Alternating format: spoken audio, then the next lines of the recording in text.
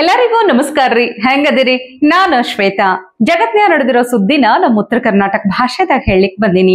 ಮಸ್ತ್ ಚಾ ಕುಡ್ಕೋತ ಖಡಕ್ ಮಿರ್ಚಿ ಮಂಡಕ್ಕಿ ನೋಡಿ ಸುಮ್ಕುದ್ರ ಬ್ಯಾಟ್ರಿ. ಮತ್ತ ನಮ್ಮೆಲ್ಲಾ ವಿಡಿಯೋಸ್ಗಳನ್ನ ಲೈಕ್ ಮಾಡ್ರಿ. ನಿಮಗೇನ್ ಅನಿಸ್ತದ ಕಮೆಂಟ್ ಮಾಡ್ರಿ. ನಿಮಗ್ ಗೊತ್ತಿದ್ದವ್ರಿಗೆಲ್ಲ ಶೇರ್ ಮಾಡ್ರಿ. ಇನ್ನು ನಮ್ಮ TV Vikrama digital channel subscribe ಮಾಡುವುದಂತೂ ನೆನಪು ಹಾರಬೇಡ್ರಿ. ನಮ್ಮ ರಾಜಧಾನಿ ಬೆಂಗಳೂರು ಅಂದ ಕೂಡ್ಲೆ ಕಣ್ ಮುಂದೆ ಏನು ಚಿತ್ರಣ ಬರ್ತದ ಹೇಳ್ರಿ? ಸದಾ ಗಿಜಿಗುಡುವಂತಹ ಬೆಂಗಳೂರು ತುಂಬಾ ಜನಜಂಗುಳಿ.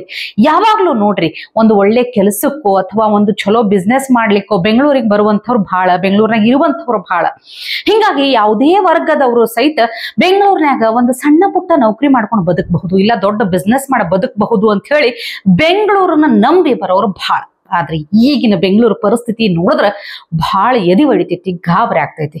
ನೋಡ್ರಿ, ಸ್ವಂತ ಗಾಡಿ ಇಟ್ಕೊಂಡು ಓಡಾಡೋಣ ಅಂತಂದ್ರ ಪೆಟ್ರೋಲ್ ಡೀಸೆಲ್ ರೇಟ್ ಹೆಚ್ಚಾಗೈತಿ. ಬ್ಯಾಡಪ್ಪ ಕಿರಿಕಿರಿ, ಆಟೋದಾಗ ಓಡಾಡೋಣ ಅಂದ್ರ ಅದ್ರ ರೇಟ್ ಕೇಳಿದ್ರನೆ ಗಾಬರಿ ಆಗ್ತೈತಿ. ಇನ್ನು ಸ್ವಲ್ಪ ತ್ರಾಸ ಆದ್ರೂ ಪರವಾಗಿಲ್ಲ, ಬಸ್ನ್ಯಾಗ ಓಡಾಡೋಣ ಅಂದ್ರ ಅದ್ರದ್ದು ರೇಟ್ ಹೆಚ್ಚು ಮಾಡಿ ಕುಂತಾರ. ಇನ್ನು ಇತ್ತೀಚಿನ ವರ್ಷಗಳದ್ರಾಗ ಬೆಂಗಳೂರಿನಾಗ ಎಲ್ಲರಿಗಿಂತಲೂ ಫೇವರೇಟ್ ಏನಾಗಿತ್ತಂದ್ರ ಆರಾಮ್ AC ಇರ್ತೈತಿ, ಸಮಯ ಹಣ ಎಲ್ಲಾ ಉಳಿಸ್ತೈತಿ ಅಂತ ಹೇಳಿ ಮೆಟ್ರೋ ಅನ್ನೋದು ಬಹಳ ಫೇವರೇಟ್ ಆಗಿತ್ತು. ಆದ್ರ ಬೆಂಗಳೂರು ಮೆಟ್ರೋ ರೇಟ್ ಇಂಥ ಪರಿ ಸಡನ್ ಆಗಿ 46% 56% ಅದು ಹೆಚ್ಚು ಮಾಡಿದ್ರ ಬೆಂಗಳೂರಿನ ಮಂದಿ ಹೋಗ್ಬೇಕ್ರೆ ಎಲ್ಲಿ ಹೇಳ್ರಿ? ಬೆಂಗಳೂರು ಮೆಟ್ರೋ ಅನ್ನೋದು ಕೂಡ ಬಹಳಷ್ಟು ಎಲ್ಲಾ ಟೈಮಿಗೂ ಫುಲ್ ಆಗಿ ಓಡಾಡ್ಲಿಕ್ಕತ್ತಿದ್ರು ಮಂದಿ. ಆದ್ರೆ ಇಂಥ ಪರಿ ರೇಟ್ ಹೆಚ್ಚಾದ್ರೆ ಏನ್ ಮಾಡ್ಬೇಕು?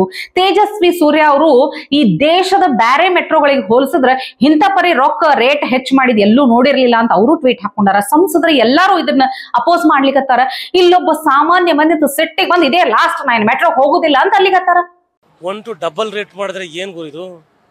ಬಸ್ಸಲ್ಲೇ ಓಡಾಡ್ಬೋದಪ್ಪ. ಇನ್ನು ದಯವಿಟ್ಟು ಇದು ಸರಿ ಇಲ್ಲ. ಇದು ಏನು 25 ರೂಪಾಯಿ 50 ರೂಪಾಯಿ ಮಾಡಿ ಯಾವನ್ ಬರ್ತಾನೆ? ಇದೇ ಲಾಸ್ಟ್, ನಾವು ಬರೋದೇ ಇಲ್ಲ ಈ ಕಡೆ. ಬರೀ ನಾನು ಹತ್ತಿಗುಪ್ಪೆ ಮೆಟ್ರೋ ಸ್ಟೇಷನ್ ಇಂದ ಇಲ್ಲಿಗೆ 50 ರೂಪಾಯಿ ತಗೊಂಡವ್ರೆ. ಬಸ್ಸಲ್ಲಿ ಹೋದ್ರೆ 15 ರೂಪಾಯಿ ಆರಾಮ ಬರ್ಬೋದಲ್ವ? 35 ಉಳಿಯಲ್ವ? ಅದು ಡಬಲ್ ರೇಟ್ ಯಾವನು ಬರಲ್ಲ ಬಿಡ್ರಿ. ಬಸ್ ಟಿಕೆಟ್ ಬೇಕಾ ಒಂದು 5 ರೂಪಾಯಿ ಜಾಸ್ತಿ ಮಾಡಿ ಇದೆಯನ್ರಿ? ಇದು ಡಬಲ್ ಇದೇ ಲಾಸ್ಟ್, ನಾವು ಬರೋದೇ ಇಲ್ಲ ಈ ಕಡೆ. ಮತ್ತಿನ್ನೇನ್ ಹೇಳ್ರಿ, ಇಂಥ ಪರಿ ರೇಟ್ ಹೆಚ್ಚು ಮಾಡಿದ್ರೆ ಸಿಟ್ಟು ಬರ್ಲಾರ್ದ ಇನ್ನೇನಾಗ್ತದ ನೋಡ್ರಿ. ಬೆಂಗಳೂರಿನ ಒಂದೊಂದು ಸಮಸ್ಯೆಗಳ ಬಗ್ಗೆ ಹೇಳ್ಕೊತ ಕೂತ್ಯ ಅಂದ್ರೆ ನಮ್ಮ ಕಾರ್ಯಕ್ರಮನು ಮುಗಿದಿಲ್ಲ. ಕೇಳಿ ನಿಮಗೂ ಗಾಬರಿ ಆಗ್ತದ. ಬೇಡ, ಸೀದಾ ದಿಲ್ಲಿಗೆ ಹೋಗೋಣ. ಈಗ ದೆಹಲಿ ವಿಧಾನಸಭಾ ಚುನಾವಣೆದಾಗ ಬಿಜೆಪಿ ಭರ್ಜರಿಯಾಗಿ ಗೆದ್ದು ಬಂದಿದ್ದು ನಿಮಗೆಲ್ಲ ಗೊತ್ತೇ ಅದ. 70 ಕ್ಷೇತ್ರಗಳದ್ರಾಗ 48 ಸ್ಥಾನ ಗೆದ್ದು ಬಿಟ್ಟೈತಿ. ಹಿಂಗಾಗಿ 10 ವರ್ಷದ ಆಮ್ ಆದ್ಮಿ ಪಾರ್ಟಿದ ಆಡಳಿತಕ್ಕೆ ಅಂತ್ಯ ಹಾಡಿ ಬರೋಬ್ಬರಿ 27 ವರ್ಷ ಆದ್ಮೇಲೆ ದೆಹಲಿದಾಗ ಅಧಿಕಾರಕ್ಕೆ ಬರ್ಲಿಕ್ಕತ್ತದ ಬಿಜೆಪಿ. ಈ ಆಮ್ ಆದ್ಮಿ ಪಕ್ಷದ 1 ದಶಕದ ಬೆಳವಣಿಗೆ ನೋಡ್ಕೋತ ಹೋದ್ರ ನೋಡ್ರಿ, ಸ್ಟಾರ್ಟಿಂಗ್ ಮುಖ್ಯವಾಗಿ ಪಕ್ಷ ದೆಹಲಿ ರಾಜಕಾರಣಕ್ಕೆ ಅರವಿಂದ್ ಕೇಜ್ರಿವಾಲ್ ಬಂದಿದ್ದು ಎಲ್ಲ ಮುಖ್ಯ ಉದ್ದೇಶ ಏನ್ ಹೇಳ್ರಿ? ಭ್ರಷ್ಟಾಚಾರ ವಿರೋಧ ಮಾಡ್ತೀವಿ ನಾವು ಅಂತ ಹೇಳಿ ಇದನ್ನ ಮುಂಚೂಣಿಯಾಗಿ ಇಟ್ಕೊಂಡು ದೆಹಲಿ ರಾಜಕಾರಣಕ್ಕೆ ಬಂದಂಥವ್ರದ್ದು ಈಗ ಪರಿಸ್ಥಿತಿ ಏನಾಗಿದೆ? ಇದೇ ಭ್ರಷ್ಟಾಚಾರದ ಹೆಸರಿನ್ಯಾಗ ಅರವಿಂದ್ ಕೇಜ್ರಿವಾಲ್ ಅಷ್ಟೇ ಅಲ್ಲ, ಬಹಳಷ್ಟು ನಾಯಕರು ಜೈಲಿಗೆ ಹೋಗಿದ್ದು ಅವ್ರ ಪಕ್ಷಕ್ಕೆ ದೊಡ್ಡ ಹೊಡೆತ ಕೊಟ್ಟಬಿಟ್ಟ ನೋಡ್ರಿ. ಒಂದ್ ಅರ್ಥದಾಗ ಹೇಳ್ಬೇಕಂದ್ರ ತಮ್ಮ ತೆಗ್ಗ ತಾವೇ ತೊಳ್ಕೊಂಡಾರ. ಇನ್ನು ಈ ಚುನಾವಣೆ ಟೈಮ್ನಾಗ ಎಲ್ಲರೂ ಭಾರಿನೇ ಮಾತಾಡ್ತಾರ, ಅಗದಿ ಭಾರಿ ಡೈಲಾಗ್ ಹೊಡಿತಾರ. ಆದ್ರ ಇಲ್ಲಿ ಚುನಾವಣೆ ಫಲಿತಾಂಶ ಬಂದ ಮೇಲೆ ಯಾರ ಮಾತು ಖರೆ ಆಯ್ತು, ಯಾರ ಮಾತು ಸುಳ್ಳಾಯ್ತು ಅನ್ನೋದನ್ನ ನೋಡ್ಬೇಕು ನೀವು ಒಂದ್ಸಲ. मैं नरेंद्र मोदी जी को कहना चाहता हूं, मोदी जी इस जन्म में तो आप हमको नहीं हरा सकते दिल्ली के अंदर आम आदमी पार्टी को।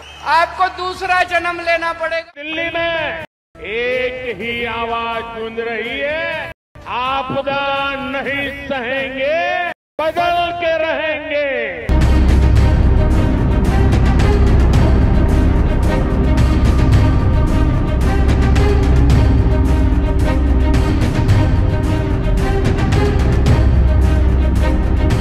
ಹಂಗಂತ ಅರವಿಂದ್ ಕೇಜ್ರಿವಾಲ್ ಮಾತಾಡಿದ್ದೆಲ್ಲ ಸುಳ್ಳು ಅಂತ ತಿಳ್ಕೊಬೇಡ್ರಿ ನೀವು. ಅರವಿಂದ್ ಕೇಜ್ರಿವಾಲ್ ಮಾತಾಡಿದಂತಹ ಒಂದು ಮಾತನ್ನ ಮಂದಿ ಬಹಳ ಸೀರಿಯಸ್ ಆಗಿ ತಗೊಳಂಗ್ ಕಾಣ್ತೈತಿ. ಅದನ್ನ ಸೀರಿಯಸ್ ಆಗಿ ತಗೊಂಡು ಖರೆ ಮಾಡ್ತಾರೋ ಏನೋ ಯಾರಿಗ್ ಗೊತ್ತ, ಹೇಳಲಿಕ್ಕೆ ಬರೋದಿಲ್ಲ. मैं जेल जाऊंगा कि नहीं जाऊंगा ये आपके हाथ में है, और अगर आपने कमल का बटन दबाया तो मुझे दोबारा जेल जाना पड़ेगा। तो जो लोग मुझे जेल भेजना चाहते हैं, कमल दबा देना। ठीक है, जैसा आप कहे।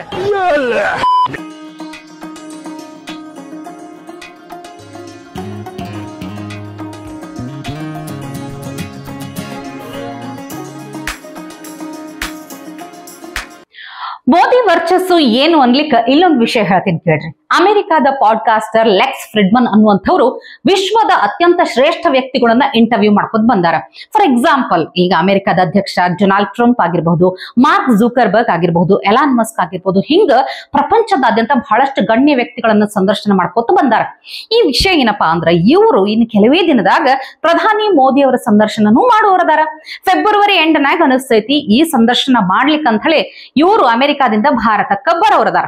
ವಿಷಯ ಇದಷ್ಟೇ ಅಲ್ಲ, ಈ ಧಾರ್ಮಿಕ ಆಚರಣೆ ಅಂದ್ರೆ ನವರಾತ್ರಿ ಟೈಮಿಗೆ ಆಗಿರ್ಬಹುದು, ಮೋದಿ ಅವರು ಉಪವಾಸ ಮಾಡ್ತಾರ ಬಹಳಷ್ಟು ದಿನಗಟ್ಲಿ ಅನ್ನೋದನ್ನ ಇವರು ತಿಳ್ಕೊಂಡಾರ.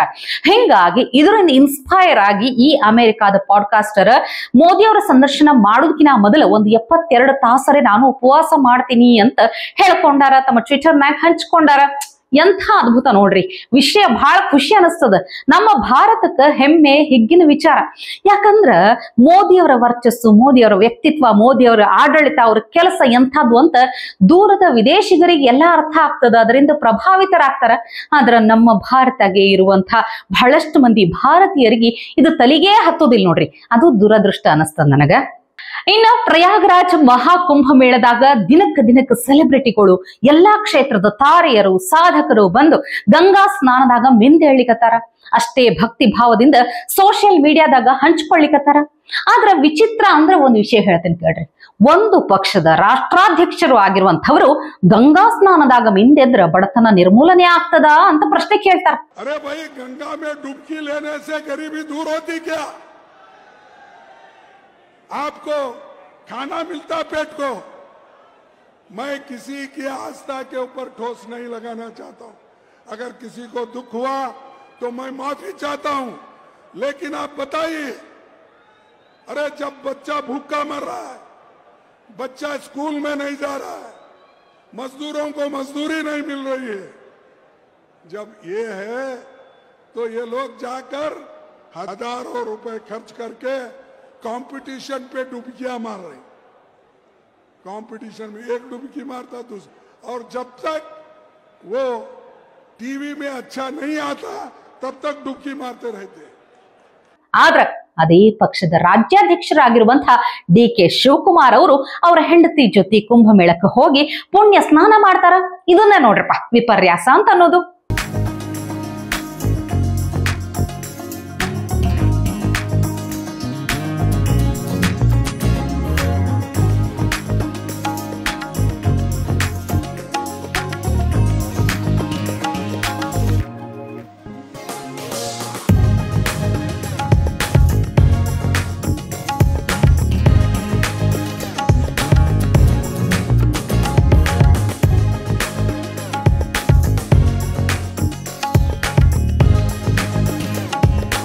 ನೋಡಿದ್ರಿಲ್ಲ ಹೆಂಗ ಕಾಂಗ್ರೆಸ್ ಪಕ್ಷದಾಗ ಸನಾತನ ಧರ್ಮದ ಬಗ್ಗೆ ಬಾಯಿಗೆ ಬಂದಂಗ ಮಾತಾಡುವಂತವ್ರ ನಡುವ ಇಂಥ ಒಬ್ಬ ವಿಭಿನ್ನ ನಾಯಕರದಾರೋ, ಹಂಗೆ ಇಲ್ಲೊಬ್ರು ಮುಸ್ಲಿಂ ಯುವಕರು ಕುಂಭ ಮೇಳಕ್ಕೆ ಹೋಗಿ ಎಷ್ಟು ಅದ್ಭುತವಾಗಿ ತಮ್ಮ ಅನುಭವ ಹಂಚ್ಕೊಂಡಾರ ಅಂತ ಹೇಳಿ ಕೇಳಬೇಕು ನೀವು ಒಂದ್ಸಲ.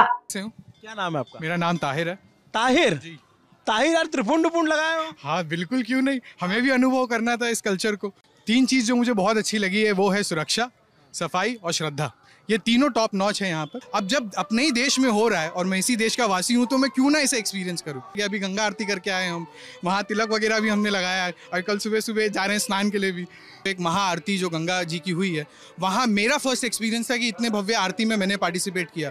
तो जब चैंट हो रहे थे तो वो चैंट की जो पावरफुल वाइब्रेशंस है वो आप फील कर सकते हो। तो जब मैं हाथ जोड़ के मैं खुद भी जब लगा हुआ था तो वो गूज़बम्स मुझे भी आ रहे थे। तो मेरे लिए that was my divine moment कि भले आप किसी भी नाम से उसे पुकारे, लेकिन जब एक साथ वो एनर्जी मिल करके किसी चीज़ को पुकारते हैं तो आपको वो फील होता है, 110% फील होगा। तो मैं बस उसी ಖರೆ ಅದ ಬಿಡ್ರಿ. ಇಂಥ ಭವ್ಯ ಪರಂಪರೆ ಸಂಸ್ಕೃತಿಯ ಅನುಭವ ಆದವ್ರಿಗೆ ಗೊತ್ತಾಗ್ತದ. ಮಂತ್ರ ಜಪದ ಬಗ್ಗೆ, ಆರತಿ ಬಗ್ಗೆ, ಎಲ್ಲಾರು ಭಕ್ತಿ ಪರವಶ ಆಗಿದ್ದರ ಬಗ್ಗೆ ಎಷ್ಟು ಚಂದ ಹೇಳಿದ್ರಂತೀನಿ. ಅಷ್ಟೇ ಅಲ್ಲ, ಅಲ್ಲಿನ ಸುರಕ್ಷತೆ, ಸ್ವಚ್ಛತೆ, ಶ್ರದ್ಧೆಯ ಬಗ್ಗೆ ಬಹಳ ಮನಸ್ಸಿನಿಂದ ಮಾತಾಡ್ಯಾರ ನೋಡ್ರಪ್ಪ. ಇಂಥವ್ರ ಸಂಖ್ಯೆ ಹೆಚ್ಚಾಗ್ಲಿ ಅಂತ ಕೇಳ್ಕೊಳ್ಳೋಣ.